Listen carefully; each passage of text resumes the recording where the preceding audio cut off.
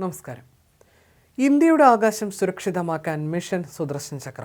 ഭഗവാൻ ശ്രീകൃഷ്ണന്റെ സുദർശൻ ചക്രത്തിൽ നിന്ന് പ്രചോദനം ഉൾക്കൊണ്ട് ഇസ്രയേലിലെ അയൺ ഡോമിന് സമാനമായ സുദർശൻ ചക്ര മിഷൻ പ്രഖ്യാപിക്കുകയാണ് പ്രധാനമന്ത്രി നരേന്ദ്രമോദി. അടുത്ത 10 വർഷത്തിനുള്ളിൽ, അതായത് 2035ഓടെ രാജ്യത്തിന് വ്യോമ പ്രതിരോധ കവചവും കൃത്യതയാർന്ന പ്രത്യാക്രമണ ശേഷിയും നൽകുന്നതാകും ഈ പദ്ധതി. ചെങ്കോട്ടയിൽ നടത്തിയ സ്വാതന്ത്ര്യദിന പ്രസംഗത്തിലാണ് പ്രധാനമന്ത്രി ഈ നിർണായക പ്രഖ്യാപനം നടത്തിയത്. ശത്രുവിന്റെ ആക്രമണങ്ങളെ നിർവീര്യമാക്കുക മാത്രമല്ല, അവർക്ക് പല മടങ്ങ് തിരിച്ചടി നൽകുകയും ചെയ്യുന്ന ശക്തമായ ആയുധ സംവിധാനമായിരിക്കും സുദർശൻ ചക്ര മിഷൻ എന്നും മോദി പറഞ്ഞു. ഇസ്രയേലിലെ അയൺ ഡോം പോലെ എല്ലാ വ്യോമാക്രമണ ഭീഷണികളിൽ നിന്നും രാജ്യത്തിന് സംരക്ഷണം നൽകാൻ ഈ മിഷന് കഴിയും.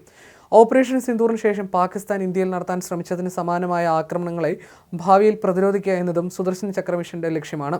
ഭഗവാൻ ശ്രീകൃഷ്ണന്റെ സുദർശൻ ചക്രത്തിൽ നിന്നും പ്രചോദനം ഉൾക്കൊണ്ട് ദേശീയ പ്രാധാന്യമുള്ള കെട്ടിടങ്ങൾ, ആശുപത്രികൾ, ആരാധനാലയങ്ങൾ, മറ്റ് തന്ത്രപ്രധാനമായ പ്രദേശങ്ങൾ എന്നിവയെല്ലാം സുരക്ഷിതമാക്കുന്നതിനായി പുതിയ സാങ്കേതിക പ്ലാറ്റ്ഫോമുകൾ രാഷ്ട്ര സുരക്ഷാ കവച് പദ്ധതിക്ക് കീഴിൽ വിന്യസിക്കുമെന്നും പ്രധാനമന്ത്രി വ്യക്തമാക്കി. 10 വർഷത്തിനുള്ളിൽ ഈ ദേശീയ സുരക്ഷാ കവചം വികസിപ്പിക്കാനും ശക്തിപ്പെടുത്താനും ആധുനികവൽക്കരിക്കാനുമാണ് രാജ്യം ലക്ഷ്യമിടുന്നത്. ശത്രുക്കൾക്ക് കൃത്യതയോടെ തിരിച്ചടി നൽകാൻ ഇന്ത്യയെ സജ്ജമാക്കുന്ന ഈ സാങ്കേതികവിദ്യ രാജ്യത്തിന്റെ പ്രതിരോധ ശേഷിയിൽ ഒരു പുതിയ അധ്യായം കുറിക്കുമെന്നും മോദി പറയുന്നു. ഇന്ത്യയുടെ 79ാം സ്വാതന്ത്ര്യദിനത്തിൽ ചരിത്രപരമായ 5 പ്രഖ്യാപനങ്ങളാണ് മോദി നടത്തിയത്. പഹൽഗാം ഭീകരാക്രമണത്തിനും പിന്നാലെ നടന്ന ഓപ്പറേഷൻ സിന്ദൂറിന് ശേഷം മോദിയുടെ ആദ്യ സ്വാതന്ത്ര്യദിന പ്രസംഗമാണിത്.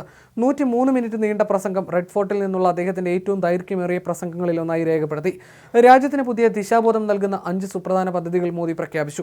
ഈ ദീപാവലി ഇരട്ടി ദീപാവലിയാക്കുമെന്ന് പ്രഖ്യാപിച്ചു. GST പരിഷ്കരണങ്ങളുടെ അടുത്ത ഘട്ടം നടപ്പിലാക്കുമെന്ന് പ്രധാനമന്ത്രി അറിയിച്ചു. കഴിഞ്ഞ 8 വർഷത്തിനിടെ GSTയിൽ വലിയ പരിഷ്കാരങ്ങൾ കൊണ്ടുവന്നുവെന്നും പുതിയ മാറ്റങ്ങൾ രാജ്യത്തുടനീളമുള്ള നികുതിദായകരുടെ ഭാരം കുറയ്ക്കുമെന്നും അദ്ദേഹം ഊന്നി പറഞ്ഞു.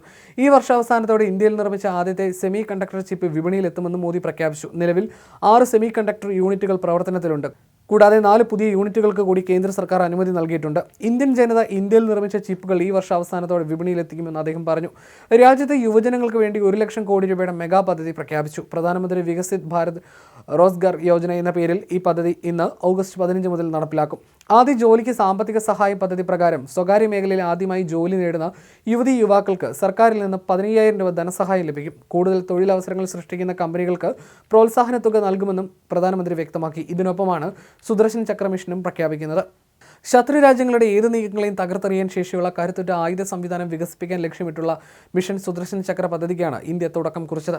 രാജ്യത്തിന്റെ സുരക്ഷാ കവചം കൂടുതൽ ശക്തിപ്പെടുത്തുന്നതിനുള്ള ഈ സുപ്രധാന നീക്കം ദേശീയ സുരക്ഷാ രംഗത്ത് പുതിയ അധ്യായം കുറിക്കും. ശത്രുക്കളുടെ ഏത് വെല്ലുവിളിയും നേരിടാൻ പര്യാപ്തമായ അതിനൂതന സാങ്കേതിക വിദ്യയിൽ അധിഷ്ഠിതമായ ഒരു പ്രതിരോധ വലയം തീർക്കുകയാണ് സുദർശൻ ചക്രയുടെ പ്രഥമ ലക്ഷ്യം.